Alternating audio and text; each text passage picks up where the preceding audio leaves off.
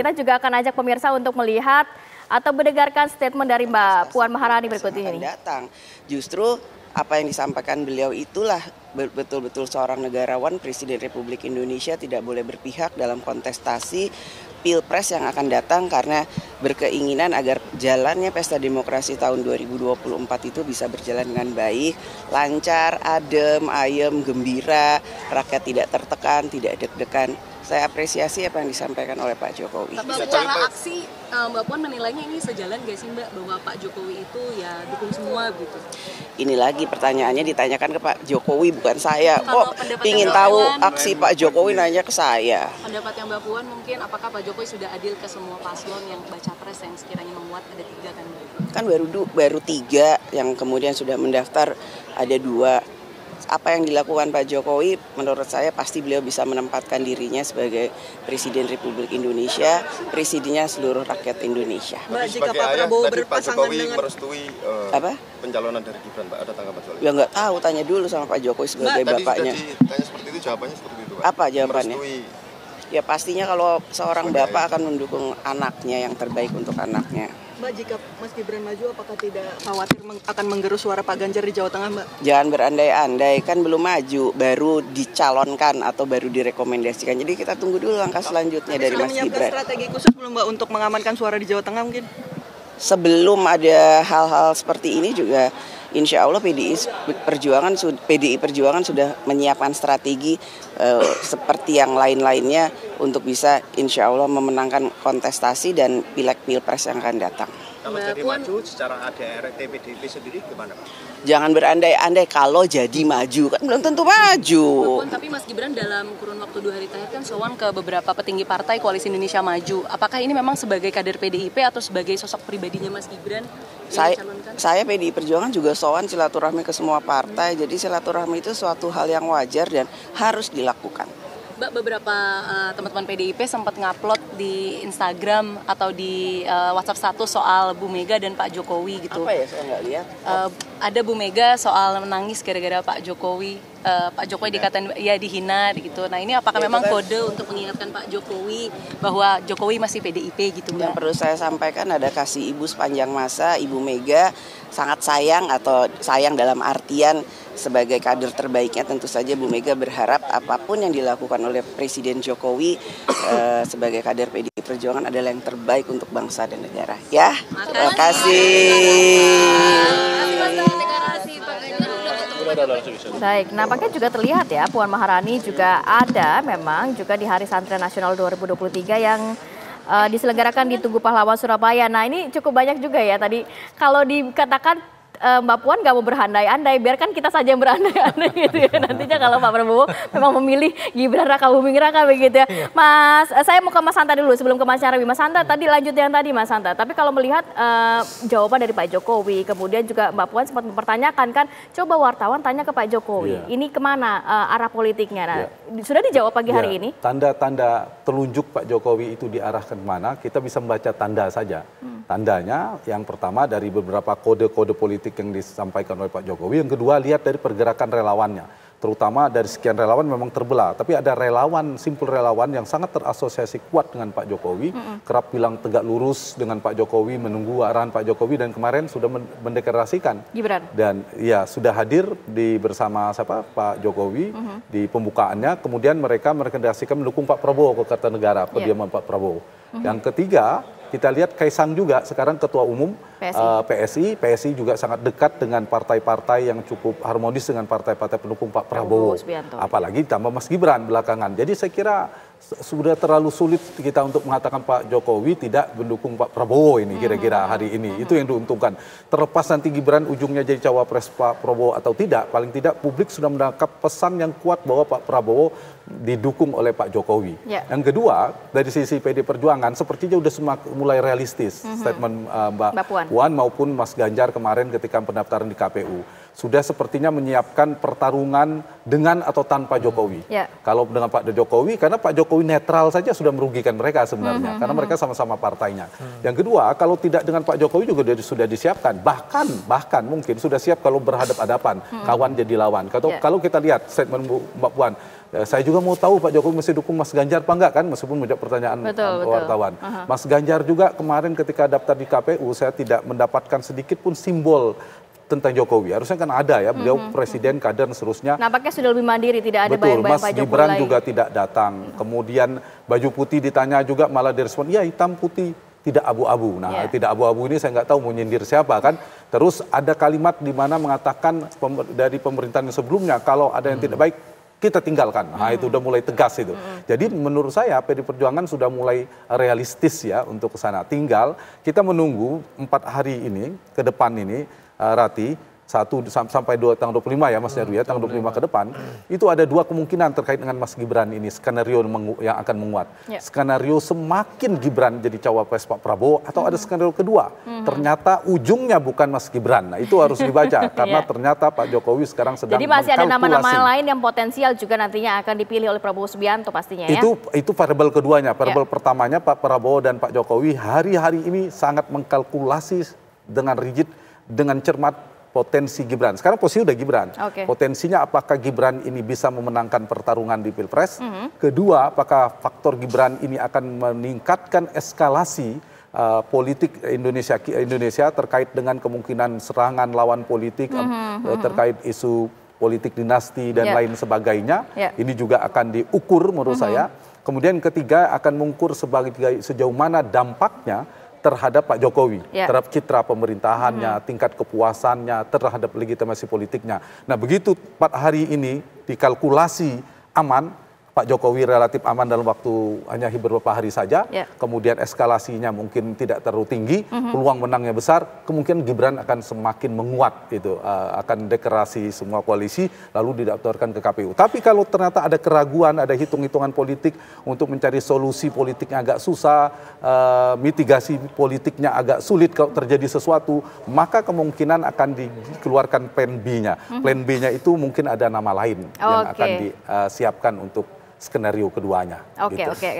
Saya mau ke Mas Nyarwi. Mas Nyarwi, tadi dikatakan bahwa sebenarnya ini juga Gibran harus mempersiapkan diri. Andai, kita berandai-andai. Kalau memang nantinya dipilih oleh Pak Prabowo Subianto, eskalasinya, serawan-serawan politiknya, dan lain sebagainya. Kalau kita sedikit mungkin kita sandingkan begitu ya dengan 2 cawapres lainnya, Muhaimin Iskandar, kemudian Mahfud MD, dan nama Gibran Raka Buming Raka ini nampaknya juga berbeda usia, berbeda kematangan, berbeda jenjang karir juga. Seperti apa Mas Nyarwi melihatnya? Peta kekuatan dari Gibran Raka Buming Raka nanti kalau di apple to apple dengan kedua lawannya. Ya, kalau dari dukungan elit ya, yang terjadi sampai hari ini, apalagi kemarin kita lihat ya, Mas Gibran ini begitu sibuk silaturahmi ya, dari pagi gitu ke Pak Zulhas gitu ya, kemudian siang ke Rapimnas, dilanjutkan terus gitu ya sampai ke Pak Yusril segala gitu ya, semuanya ya. Nah, itu kan menunjukkan ada upaya konsolidasi untuk mendapatkan dukungan dari partai-partai yang selama ini mendukung Pak Prabowo kan gitu. Tidak hanya dari deklarasi pencapresan oleh Golkar saja. Artinya di situ kan juga ada upaya keseriusan supaya untuk mengamankan ya tiket cawapresnya itu. Tetapi juga tentu saja ini kan masih belum resmi juga gitu loh. Jadi kita tidak bisa memastikan juga gitu loh. Nah, tadi saya setuju dengan pendapat Bung Hanta bahwa dalam kondisi hari ini ya di kalangan para tokoh ya pimpinan partai ya pendukung Pak Prabowo, figur Gibran ini yang paling kuat. Apalagi misalnya Pak Prabowo tentu saja sangat berharap ya dukungan dari Pak Jokowi ya supaya katakanlah Gibran ini menjadi cawapres beliau. Dan dari yang aspek kedua juga saya kira juga data dari dukungan pemilih walaupun tidak masuk di top ya Mas Hanta ya, tetapi Gibran ini tidak terlalu rendah juga gitu loh, potensial juga gitu loh. Jadi ini kalau di beberapa simulasi kita lihat juga masih potensial. Nah, yang ketiga juga yang menarik ya di antara para pasangan ini kalau seandainya berpasangan ya, karena kita kan boleh berandai-andai Rati di sini. Itu kan Gibran ini cukup branded juga. Kenapa? Karena di antara pasangan cawapres dia paling muda. Ya, di bawah 40. Bisakah itu mengeruk suara milenial kalau itu pertanyaan lain. Tetapi paling enggak dari sisi diferensiasi itu ada. Terus yang menarik lagi, ya Pak Prabowo yang jauh lebih senior, Mas Gibran yang lebih muda. Ini kontrastingnya juga ada. Kontrasting di antara. Maksudnya gapnya cukup besar? Bukan masalah besar di sini. Rata-ratakan bisa 50-an usia. Iya, tetapi kan kemudian kontrastingnya ini capres senior gitu, yang ini cawapresnya sangat muda gitu loh. Dan ini juga saya kira juga salah satu contoh ya dari sisi diferensiasi ada. Pertanyaannya memang kemudian seberapa itu punya daya tarik di kalangan anak muda, seberapa itu punya daya tarik termasuk di kalangan kelas menengah juga. Iya, apakah juga memang gitu. pemilih muda kita yang sangat banyak saat ini begitu ya komposisinya akan memilih sosok yang muda juga. Tapi kan kalau melihat pemilih muda ini kan nampaknya cair begitu ya Mas. Betul. Bisa saja memilih sosok-sosok yang lain begitu. Apakah langsung memang benar-benar ke sosok muda Gibran? Ya, sebenarnya kalau dari beberapa potensi ya itu sangat mungkin ya. Karena begini, Mas Gibran itu juga bukan hanya kita kenal sekedar politisi, wali kota, anak presiden. Tetapi hari ini kan ada kesan seperti selebriti politik ya. Coba kemarin semalam itu yang ada acara di Tugu Proklamasi banyak yang minta swafoto seperti itu. Nah, saya kira itu juga tapi sebagai kan contoh. Cawapres lainnya juga dimintain foto juga. Ya betul Rate. Tetapi maksud saya ini kan sebagai contoh pola mengkapitalisasi dirinya sebagai selebriti politiknya anak Pak Jokowi ya di situ gitu loh. Tetapi balik lagi ya. Sejauh mana sebenarnya pertanyaannya adalah apakah misalnya pencapresan Mas Gibran ini tadi Bung Hanta kan tadi melihat ya ada kemungkinan, saya percaya itu juga ada kalkulasi yang dilakukan. Nah itu kan paling mudah hari ini tidak mungkin data survei bisa aja motret walaupun sangat cepat, tetapi juga data medsos juga bisa dibaca kan. Kalau misalnya kritik, resistensi dan itu sangat besar, apalagi bukan hanya sekedar dinasti politik yang dimunculkan ya, bahkan mungkin sentimen ya, ketidakpuasan, kekecewaan, bahkan penyesalan misalnya ya. Kenapa Pak Jokowi mengambil langkah seperti itu? Katakanlah ini bukan Pak Jokowi, tetapi kenapa membiarkan misalnya begitu kan bahasanya, tidak bisa katakanlah meyakinkan Mas Gibran untuk tidak sekarang lah, nanti aja misalnya begitu. Di waktu yang tepat begitu. Betul. Nah itu siapa tahu justru itu memunculkan sentimen-sentimen negatif. Tapi kalau misalnya contoh ya itu berimbang misalnya ya, ada juga yang mengendos gitu ya. Ini bagus, ini kesempatan yang baik misalnya. Dan apalagi misalnya awareness orang terhadap demokrasi, terhadap reformasi 98 itu kan sudah lewat begitu jauh ya. Apalagi anak-anak muda sekarang mungkin sudah sangat jauh kalau diajak berpikir ke sana gitu ya. Tentang pentingnya equality atau kesetaraan, siapapun punya kesempatan misalnya bisa menjadi tokoh elit seperti itu. Nah, ini siapa tahu nggak masuk atau nggak terlalu jadi isu penting. Nah, itu bisa jadi itu menjadi pilihan. Tapi kalau misalnya ada arus yang kencang sekali gitu ya. Nah, kemudian menjadikan katakanlah trust atau kredibilitas tidak hanya ke Mas Gibran tapi kepada Pak Jokowi, bahkan mungkin ada penurunan misalnya begitu. Nah, bisa jadi itu ada skenario plan B tadi. Plan B tadi. Ya, seperti itu. Rati. Saya mau ke Mas Hanta. Mas Hanta tadi dikatakan juga memang mungkin ya pasti Pak Prabowo juga lagi berhitung begitu ya, kalkulasi apakah plan A atau plan B begitu. Tapi kalau kita memetakan peta politik begitu ya, basis suara. Kita tahu Prabowo Subianto di wilayah Jawa Barat cukup mendominasi, kemudian Banten, Anies sedangkan DKI Jakarta. Kemudian juga kalau melihat dari sisi bacawapresnya, Muhaimin Iskandar, kemudian juga Mahfud MD, Battleground Jawa Timur, betul Mas? Apakah sosok Gibran juga bisa menggait suara NU di sana, suara para kiai yang cukup besar di sana, atau jadi bagaimana? ada dua opsi strategi bagi seorang capres memilih cawapres dari sisi basis. Satu, dia mengambil cawapres yang diupayakan untuk memaksimalkan basis dia belum maksimal.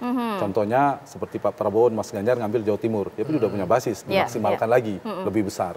Atau yang kedua, memecah basis lawan dengan harapan mendapat ceruk baru. Nah, pilihannya itu kalau Ganjar pilihannya ke Ridwan Kamil mestinya, kalau mau memecah basisnya Jawa Barat. Nah, kalau ke Pak Prabowo pilihannya ke Jawa Tengah, sudah benar Gibran. Kalau pilihannya yang kedua, tergantung. Jadi kalau saya lihat kalau Gibran arahnya memang ingin memecah basis di Jawa Tengah. Supaya tergerasi suara miliknya Mas Ganjar, itu satu. Yang kedua, kalau kita perhatikan tadi dari peta persebaran pemilih secara teritorial seperti Rati katakan tadi, memang wilayah-wilayahnya Pak Prabowo ini kan dapat dua dalam spektrum politik dulu. Dia berada di tengah. Di sini ada Mas Ganjar, kirinya, kanannya Mas Anies. Inilah yang menjelaskan mengapa ketika simulasi survei head to head dua pasangan, Pak Prabowo kan unggul, hampir di semua lembaga survei. Ketika Pak Prabowo tidak lolos, dia terbelahnya hampir sama rata ke Ganjar dan ke Prabowo, ke Anies dan ke Ganjar. Tapi begitu Anies tidak lolos, sebagian besar ke Prabowo, baru ke Ganjar. Diuntungkan posisi di tengah. Begitu juga ketika Ganjar tidak lolos di putaran pertama, sebagian besar pemilih Ganjar ini bergeser ke Pak Prabowo, baru ke Anies. Sehingga dia diuntungkan di tengah. Nah, wilayah-wilayah di mana, kenapa menjelaskan itu dua. Pak Prabowo memiliki basis dari pemilih lama dia 2019 masih cukup banyak, sekitar 60-70%. Sebagian besar juga sudah bergeser ke Anies. Itu satu. Artinya ada pemilih yang belum tentu suka dengan Pak Jokowi seperti Jawa Barat, Sumatera Barat, Aceh. Itu berbagi terbelahnya beririsan dengan Anies Baswedan. Basis Prabowo yang kedua itu berbasis di wilayahnya Pak Jokowi. Dan dia perebutannya dengan Ganjar. Di mana itu? Di Jawa Timur, selain Jawa Tengah ya, karena itu wilayah Ganjar. Kemudian Jawa Timur, kemudian mungkin Sumatera Utara sebagian, Lampung dan sebagainya. Nah, kalau dilihat dari sana, faktor teritorial ini pilihan bagi Pak Prabowo. Memilih Gibran tidak keliru. Karena dari sisi ingin memecah, terlepas soal isu dinasti dan putra presiden ya. Sosoknya sendiri Sosoknya sendiri itu sudah benar dalam untuk memecah Jawa Tengah. Tetapi perlu diukur juga supaya jangan sampai ketika memilih Jawa Tengah, pemilihnya di Jawa Barat kecewa, berkurang. Nah, itu harus bisa juga. Faktor... Ya, karena kan ada sebagian pemilih yang tidak terlalu tanda petik mengapresiasi kinerja Pak Jokowi dan bukan pemilih Pak Jokowi merasa kecewa. Nah, itu yang harus diukur. Yang datang dan perginya lebih banyak mana? Kalau ternyata yang datang dari Jawa Tengahnya datang 3, yang kecewa hanya 1, berarti bakal naik dong. Lebih banyak yang datang daripada pergi. Jadi dari sisi-sisi kewilayahan ini kalau Sumatera relatif aman ya. Kalau Jawa Timur di mana 2 kali Pak Prabowo tidak memperhitungkan Jawa Timur di 2014, 2019, kemudian kalah dalam Pilpres, apakah kali di ini Jawa juga Timur harus sebenarnya ada faktor nama lain. Kalau misalnya ingin memaksimalkan memang Gibran. Dari sisi NU Gibran paling kalah. Urutannya Kofifa, Erick Thohir, barulah. Nah, mengenai Jawa Timur dan juga suara NU, tahan dulu ya Mas ya. Kita akan sambung lagi di segmen berikutnya. Pemirsa, Breaking News TV akan kembali sesaat lagi.